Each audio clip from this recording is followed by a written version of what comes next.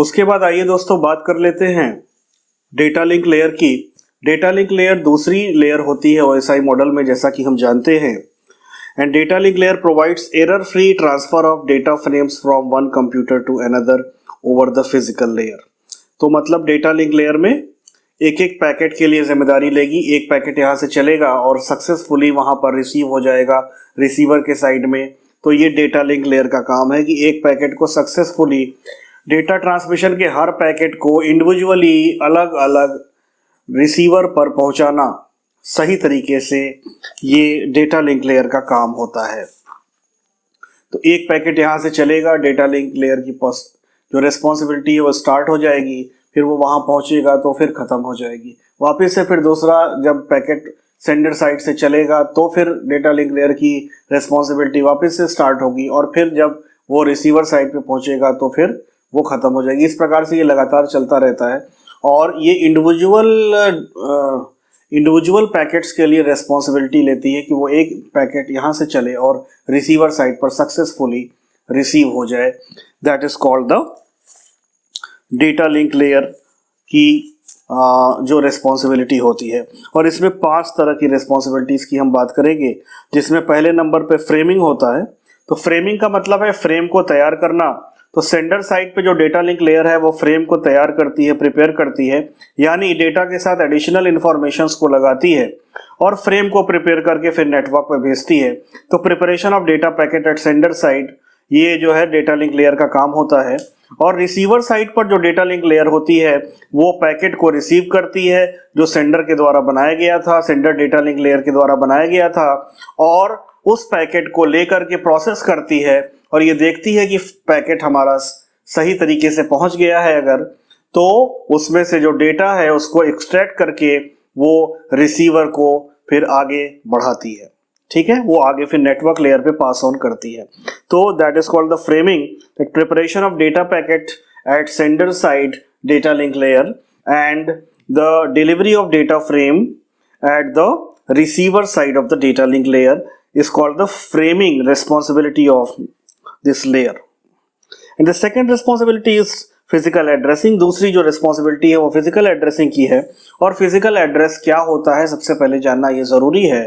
तो physical address होता है हर डिवाइस का कंप्यूटर नेटवर्क में। अगर कोई भी डिवाइस हमारी आना चाहती है तो उसमें एक अलग से हार्डवेयर लगता है जिसका नाम होता है नेटवर्क इंटरफेस कार्ड, और उस हार्डवेयर में एक एड्रेस इनबिल्ट रहता है।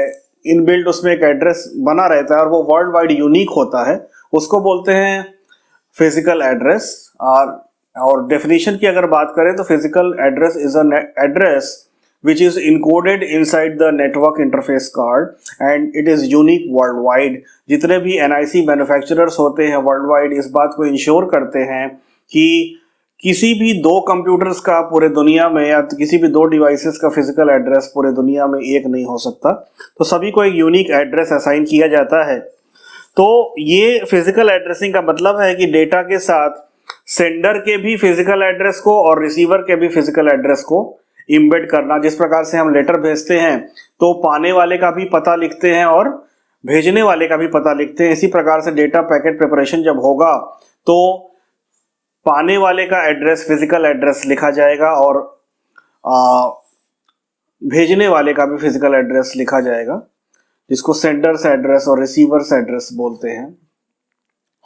और इस प्रकार से पैकेट प्रिपरेशन होगी और रिसीवर भी ये जानेगा, रिसीवर ये देख लेगा कि ये पैकेट मेरे लिए ही बनाया गया है कि नहीं, डेस्टिनेशन एड्रेस को चेक करके वो अपने डेस्टिनेशन एड्रेस को अपने फिजिकल एड्रेस से मैच करेगा और इस बात को देख लेगा कि ये जो पैकेट है हमारे लिए बनाया गया है, किसी और के लिए बनाया गया है, और अगर हमारे लिए बनाया गया है तो ये डेटा मुझे रिसीव करना है, इस पैकेट को मुझे प्रोसेस करना है।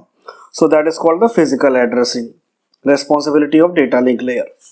उसके बाद फ्लो कंट्रोल आता है। फ्लो कंट्रोल में हम ये बोलते हैं कि the rate at which the data is absorbed by the receiver should be equal to the rate at which data produced by the sender. तो दोनों का रेट बराबर होना चाहिए, जिस रेट से डेटा एब्जॉर्ब किया जा रहा है उसी रेट से डेटा को प्रोड्यूस भी किया जाना चाहिए। और इसके लिए बहुत सारी flow control protocols data link layer पर ऑपरेट करती हैं, जो इस बात को इंश्योर करती हैं कि जो डेटा का जो रेट है वो यूनिफॉर्म रहे, फ्लो ताकि एक तरह से बना रहे और बर्स्टी हमारा डेटा ना हो, यानी कभी कम और कभी ज़्यादा के रेट से हमारा डेटा मूव ना करे नेटवर्क पे, बल्कि एक यूनिफॉर्म स्पीड के साथ मूव करता रहे। इसी को हम फ्लो कंट्रोल बोलते हैं। उसके बाद जो अगली रिस्पॉन्सिबिलिटी आती है वो है एरर कंट्रोल की। और एरर कंट्रोल में हमारा बहुत सारे ऐसे रीजंस होते हैं जिसकी वजह से हमारा जो डेटा है जो सिग्नल के फॉर्म में चलता है वो बदल सकता है रिसीवर तक जाते जाते, क्योंकि सिग्नल कई तरीके की कठिनाइयों से जूझता हुआ वो आगे बढ़ता है कोई भी सिग्नल। और ये इस बात की संभावना होती है कि सिग्नल का जो स्वरूप है वो बदल जाए बहुत सारी डिस्टरबेंस की वजह से, डिस्टॉर्शन की वजह से, अटेनुएशन की वजह से। तो अगर सिग्नल का स्वरूप बदल जाएगा तो डेटा जो वो कैरी कर रहा है वो भी बदल जाएगा। तो 1 0 में कन्वर्ट हो सकता है और 0 1 में कन्वर्ट हो सकता है। तो इस प्रकार से हम कहते हैं कि डेटा में एरर आने की संभावना होती है। तो अगर डेटा में एरर आई है तो उसको रिसीवर को रिसीव करना चाहिए या नहीं?